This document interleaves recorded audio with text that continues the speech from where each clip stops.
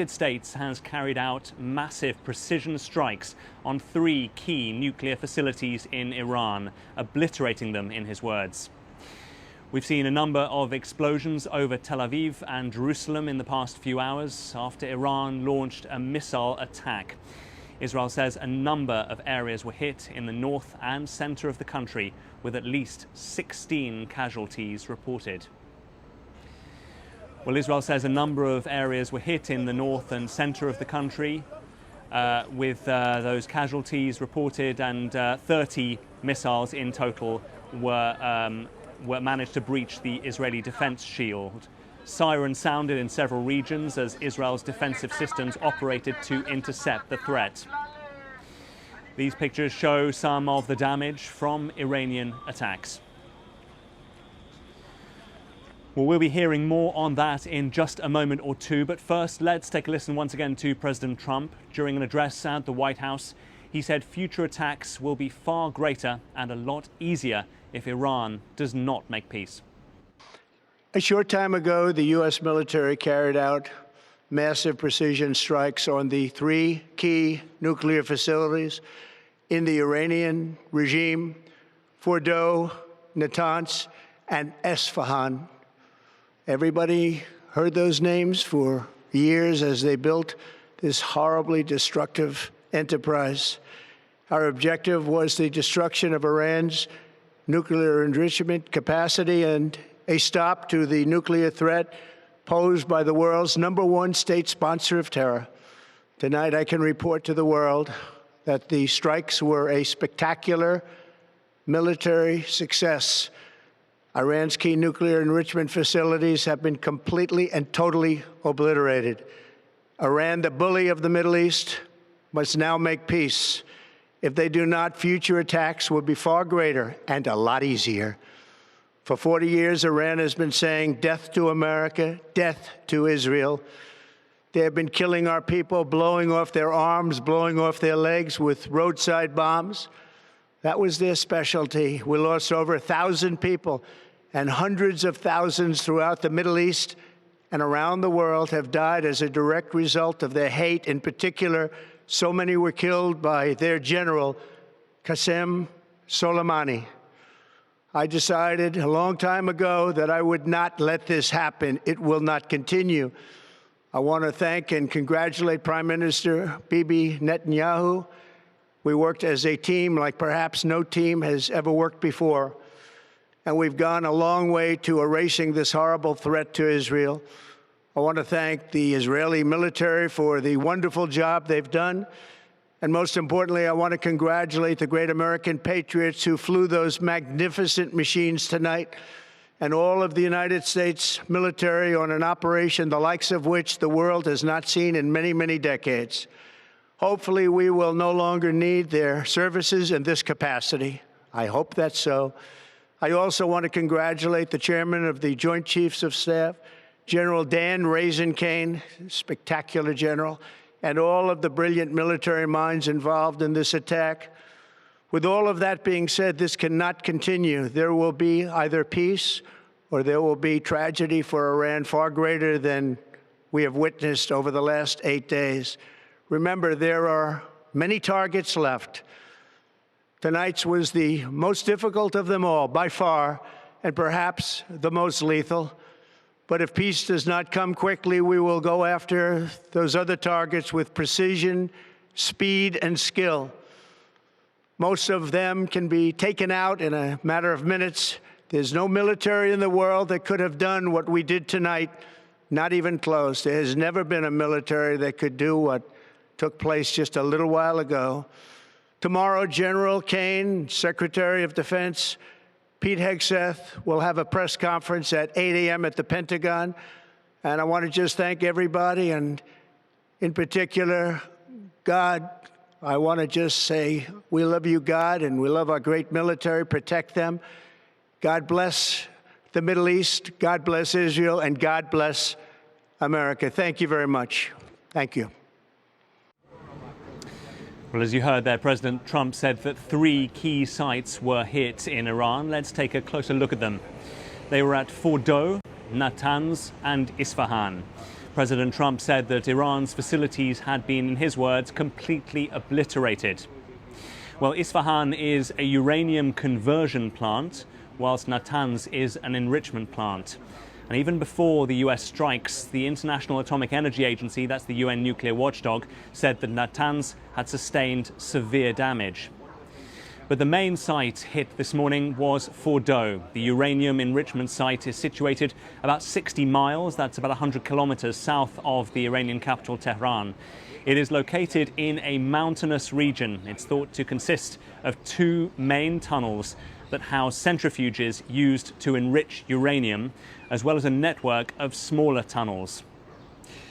Reaching this underground installation, which is at least 60 meters below ground, required more powerful bunker-busting bombs, which only the US has. Its official name is the GBU-57 Massive Ordnance Penetrator, and the only planes that could carry such bombs are B-2 stealth bombers, which were indeed involved today. Senior Department of Defense officials confirmed that the bomb was used in the attacks, with two being deployed for each of the three nuclear targets. Well, Israel's Prime Minister Benjamin Netanyahu spoke after the strikes, praising President Trump for the decision and for the US support for Israel. Congratulations, President Trump. Your bold decision to target Iran's nuclear facilities with the awesome and righteous might of the United States will change history. In Operation Rising Lion, Israel has done truly amazing things. But in tonight's action against Iran's nuclear facilities, America has been truly unsurpassed. It has done what no other country on earth could do. History will record that President Trump acted to deny the world's most dangerous regime the world's most dangerous weapons. His leadership today has created a pivot of history that can help lead the Middle East and beyond to a future of prosperity and peace. President Trump and I often say, peace through strength. First comes strength, then comes peace. And tonight, President Trump and the United States acted with a lot of strength. President Trump, I thank you. The people of Israel thank you. The forces of civilization thank you. God bless America. God bless Israel. And may God bless our unshakable alliance, our unbreakable faith. A delighted Benjamin Netanyahu there, but even despite the American bombing this morning, the war absolutely goes on. A little earlier, Israel confirmed that 30 Iranian missiles were fired towards Israel. We heard the sirens here. We heard the alert. We went down to our bunker very quickly for some 40 minutes. And you can see here the live pictures in Haifa in northern Israel. That's pretty close to the Lebanese border. That was one of the areas that saw direct hits of those Iranian missiles. The Israelis are now saying that there were 10 direct impacts of the Iranian missiles that got through, and at least 16 people are injured. It is reported that one of these sirens failed in Haifa to warn of an interceptor going up, and so that could potentially have explained some of the injuries up there. Here in Tel Aviv as well, there were missiles which we heard around our hotel. Our hotel shook a little bit, and we heard the whistle of the interceptions. This is the skyline now live here in Tel Aviv as Israelis wake up and try to comprehend the scale of what is happening. Let us turn now to Trita Parsi, who is Executive Vice President at the Quincy Institute for Responsible Statecraft, a think tank that advocates for a US foreign policy centered on diplomacy and military restraint. Trita Parsi, I would venture that diplomacy and military restraint is quite the opposite of what we have seen this morning.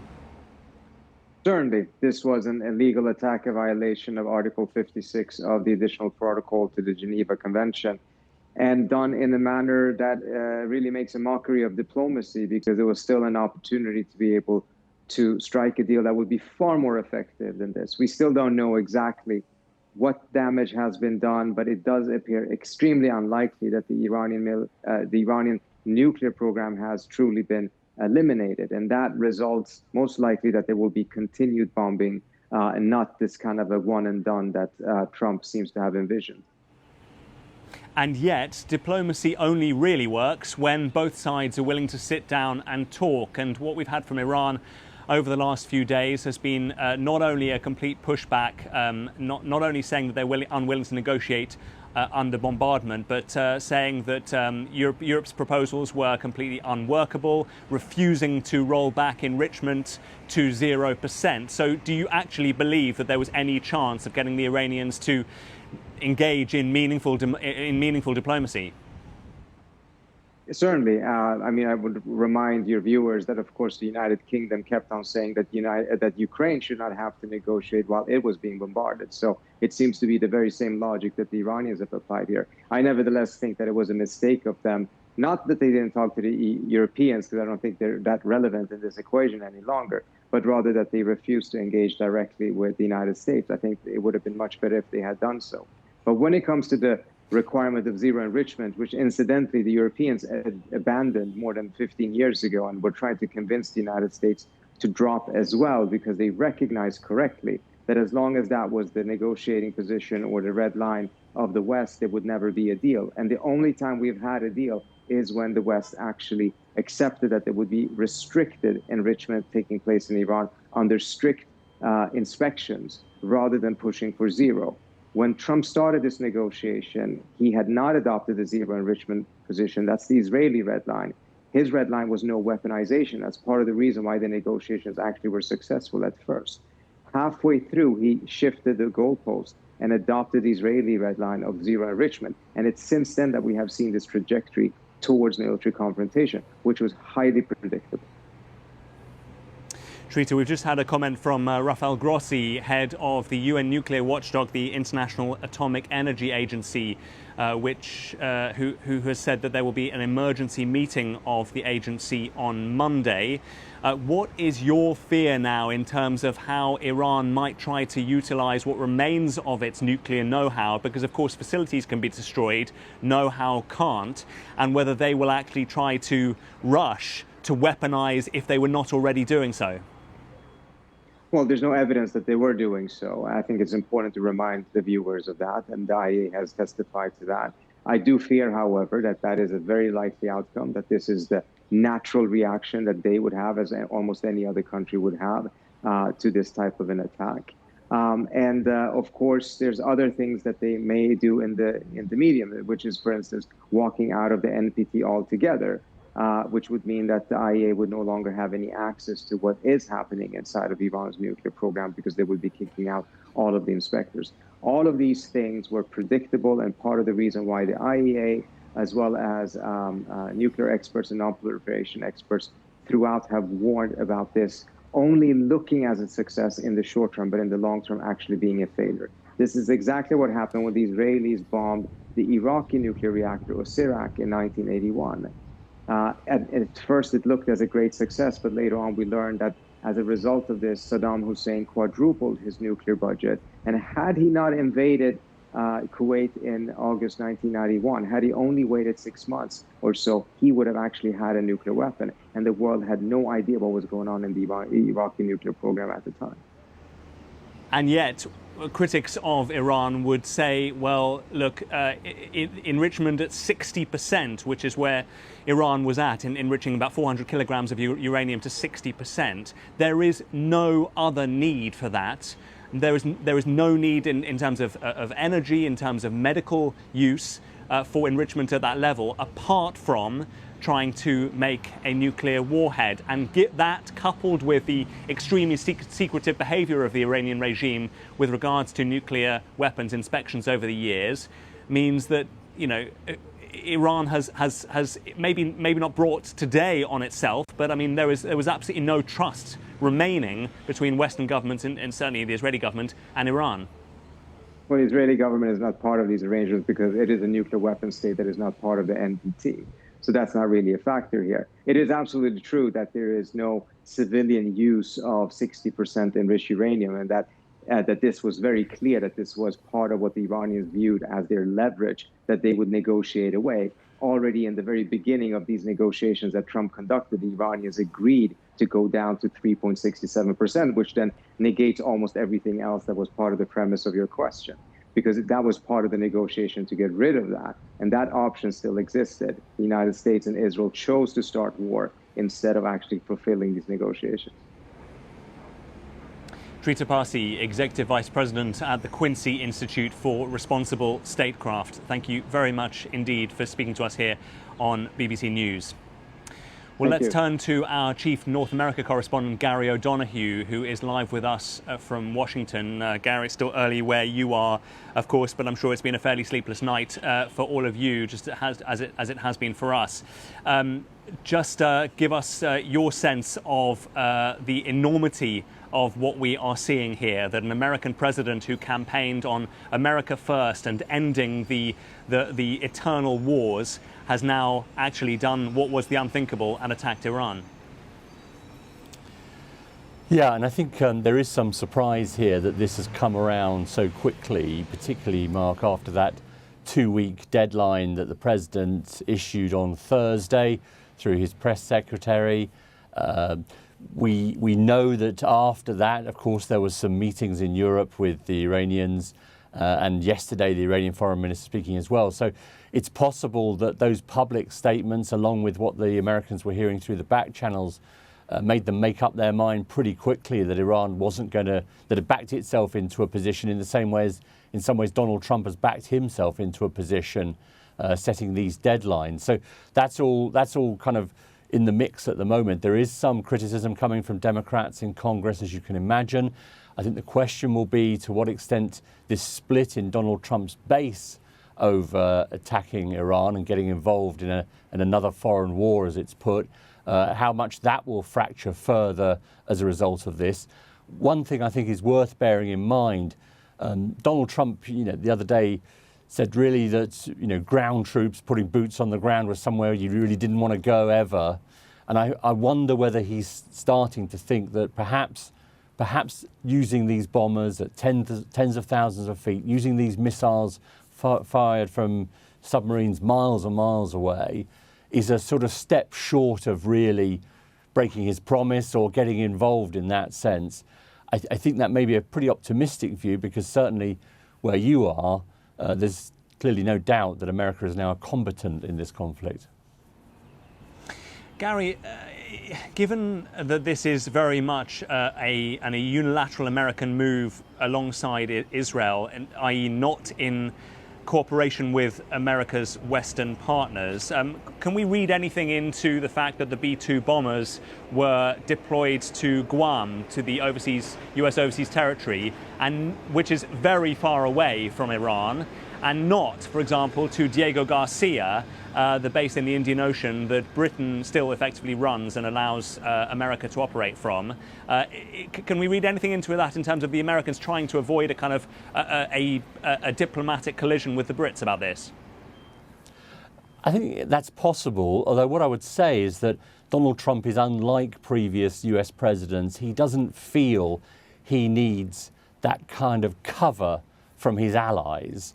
If he's going to do something, he doesn't mind doing it alone. Much of his foreign policy is about America first, and some people say America alone. So I'm not entirely sure. I mean, clearly that would have put the British government in a pretty difficult position, and maybe it didn't want to do that. David Lammy, the Foreign Secretary, was here last week, and he went off to Geneva to deliver a pretty tough message to the Iranians after having met with the National Security Council people here in Washington.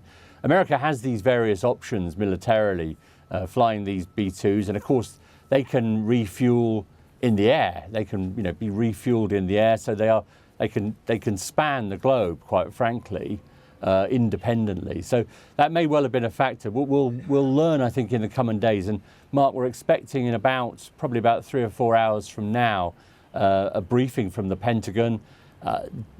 The Pentagon doesn't do briefings anymore, basically, but the Defense Secretary, the Secretary of Defense, and the Chairman of the Joint Chiefs are going to stand up at 8 o'clock local time, and they will be asked a lot of questions by journalists in that room, and I'm sure that will be among them. And also, what kind, with what confidence can they at this stage say what they've achieved? Because obviously this was done at night time.